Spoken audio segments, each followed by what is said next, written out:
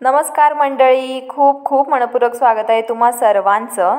तर आता आपण मकर संक्रांती स्पेशल पदार्थ बनवत आहोत। तर आता त्यामध्ये आपण दुसरा पदार्थ बनवलेला आहे तो म्हणजे मुरमुऱ्यांचे लाडू, म्हणजे चिरमुऱ्यांचे लाडू।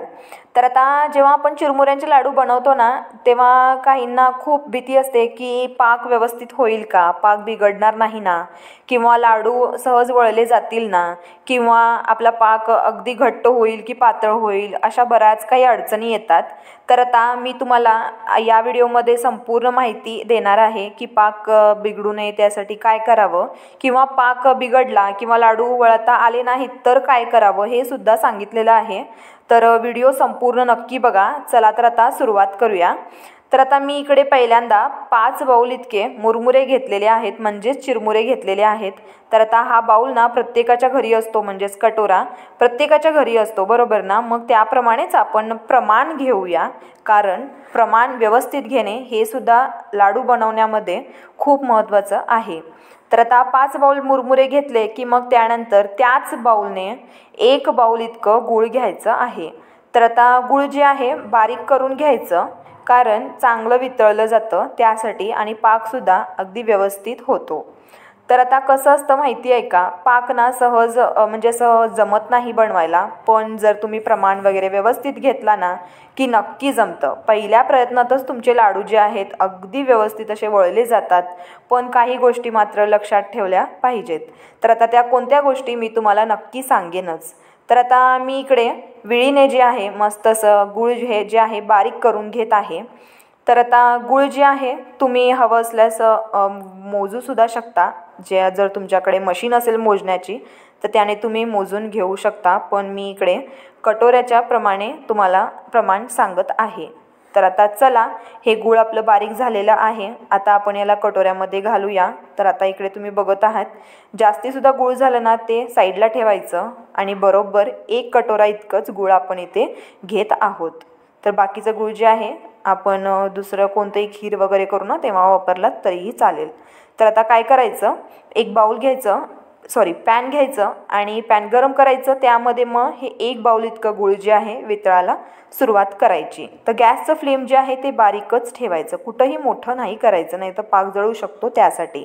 त्यानंतर काय करायचं, थोडं सतत परतत राहायचं, कुठेही थांबायचं नाही, म्हणजे कसं सतत परतायचं, त्यामुळे कसं आपलं गूळ लागणार नाही त्यासाठी। आणि गूळ जरा लवकर पातळ व्हावं त्यासाठी मी इकडे 1 चमचा इतकं तूपसुद्धा घातले। तर मंडळी, तूप जर तुम्ही 1 चमचा घातलात ना, गूळ लवकर वितळतं आणि मेन म्हणजे लाडू जे आहेत चवीला छान लागतात। तर आता काय करायचं, पाकाला जे आहे बुडबुडे यायला सुरू झाले की समजायचं आपला पाक तयार झालेला आहे, आणि मग काय करायचं, लगेच चिरमुरे घालून सोडायचं। कारण थोडाही वेळ जर तुम्ही थांबला, 2-3 मिनटं थांबला की गूळ आपलं घट्ट होतं, पाक घट्ट होतो, त्यासाठी गरम गरमच आपण जे आहे पाकामध्ये चिरमुरे घालायचे आणि पटापटा परतून घ्यायचं, कुठेही थांबायचं नाही। जितकं जास्त तुम्ही लवकर परताल ना मुरमुरे, तितके लाडू जे आहेत पटापटा वळले जातात, आणि गरम गरमच लाडू वळायचे। थोडं हाताला तूप लावून घ्यायचं किंवा पाणी लावून घ्यायचं आणि पटापटा असे मोठे मोठे लाडू वळायचे, किंवा साईज तुम्ही तुमच्याप्रमाणे कमी जास्ती सुद्धा ठेवू शकता। बघा कितक्या लवकर आपण पटापटा असे लाडू वळत आहोत, कारण जर थोडे जरी मुरमुरे थंड झाले ना की लाडू वळता येत नाहीत, काही केल्या वळता येत नाहीत। मग तसं झालं तर काय करायचं ते सुद्धा मी तुम्हाला पुढे सांगेनच।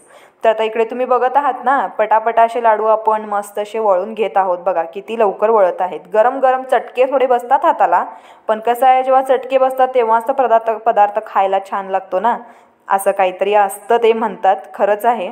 तर आता चला वळूया लाडूकडे आता आपण। आता बघा इकडे आता आपले मुरमुरे जे आहेत थंड झालेले आहेत, कुठेही लाडू वळता येत नाही आहे। तर काय करायचं, परत मुरमुऱ्यांना गॅसवरती अशा प्रकारे ठेवायचं आणि गॅसचा फ्लेम बारीकच करायचं आणि सतत परतायचं।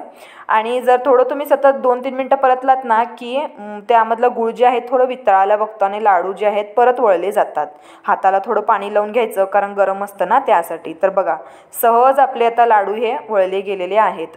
जर समजा पाक बिघडला आहे किंवा लाडू वळता येत नसतील तर अशा पद्धतीने ना गरम करायचं थोडं, आणि जेव्हा आपण लाडू वळू ना तेव्हा 2 सेकंड किंवा 3 सेकंड घट्ट याला पकडून राहायचं अशा प्रकारे, म्हणजे कसं लाडू आपले घट्ट बसतात त्यासाठी कुठेही लाडू जो आहे तुटणार नाही किंवा सुटणार नाही, तुम्ही बघत आहातच इकडे।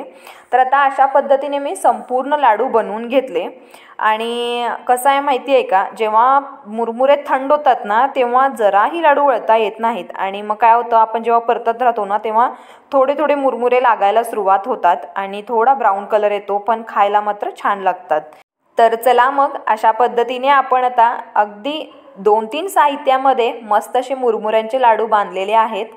तर आता कसं आहे की आपण मकर संक्रांती स्पेशल पदार्थ बनवत आहोत। गेल्या व्हिडिओमध्ये मी तिळाचे लाडू बनवलेले आहेत, तुम्ही जर बघितला नसेल तर लिंक देते, नक्की बघा, आवडतील तुम्हाला ते सुद्धा। आणि त्यामध्ये सुद्धा मी काही टिप्ससुद्धा सांगितलेल्या आहेत, त्या तुम्हाला नक्की यूज होतील।